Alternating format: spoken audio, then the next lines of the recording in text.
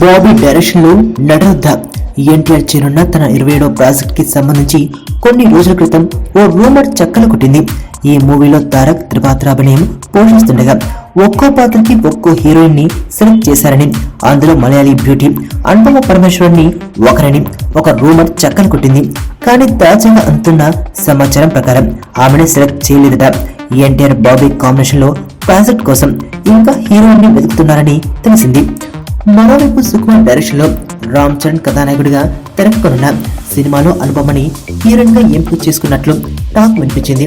ఆ వార్త నిజమేనని యూనిట్ వర్గాలు స్పష్టం చేశాయి. రొమాంటిక్ ఎంటర్టైనర్ గా రూపొందనున్న ఈ చిత్రంలో అనుపమ విలేజ్ గర్ల్ గా కనిపించనుందని తెలుస్తుంది. ఇప్పటికే ఆమె ఈ మూవీకి డేట్స్ ఇవ్వడంతో పాటు అడ్వాన్స్ గా కొంత రెమ్యునరేషన్ కూడా అందుకుందట.